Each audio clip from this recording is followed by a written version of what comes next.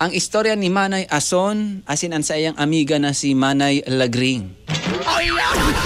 Si Manay Ason, ano siya, dayaman sa pagkunyan sa iya, kalad ka rin siya.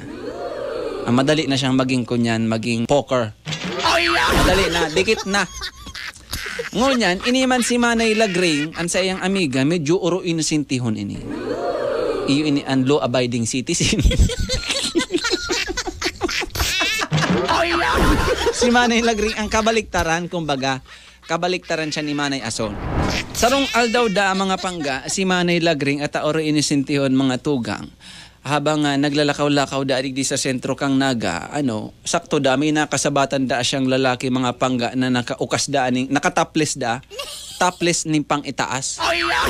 Tapos naka-boxer shorts lang da so lalaki mga pangga, bukol-bukol da ang panghiso. Bukol-bukol.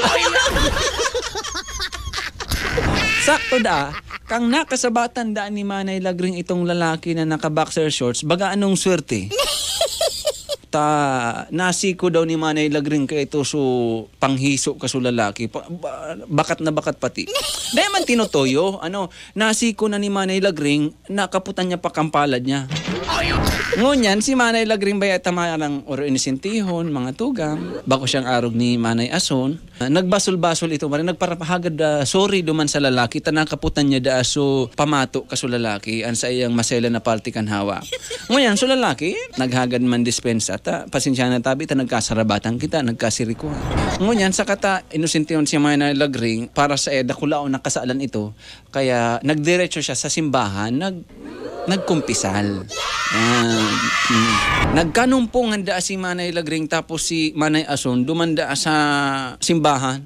Hinapot da ni Manay Ason nagkasabatan sinda. Oh, Mading Lagring, masing ka.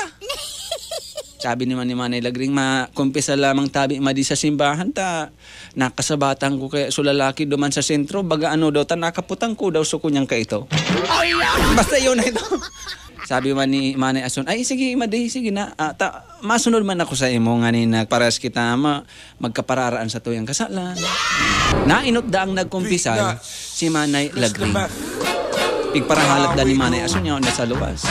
Pagtapos da pagkumpisal ni Manay Lagring, pagluwas na da, sabi ni Manay Ason, oh, kumusta Madi sa kumpisal mo? Naghanaw ako ning agwa bindita. Naghanaw siya nga na mapara itong kung ano man ang nakaputan niya, naghanaw niya. Sabi da ni Manay Ason, dali na Madi kang paghanaw mo.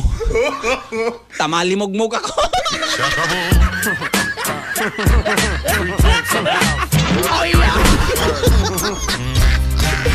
Labo-labo naman.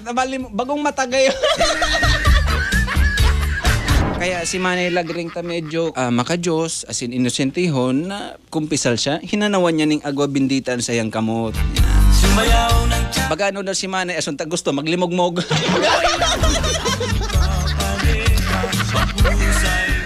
Thank you so much kay JJ Darters sa pagpadara kan istorya sa Facebook.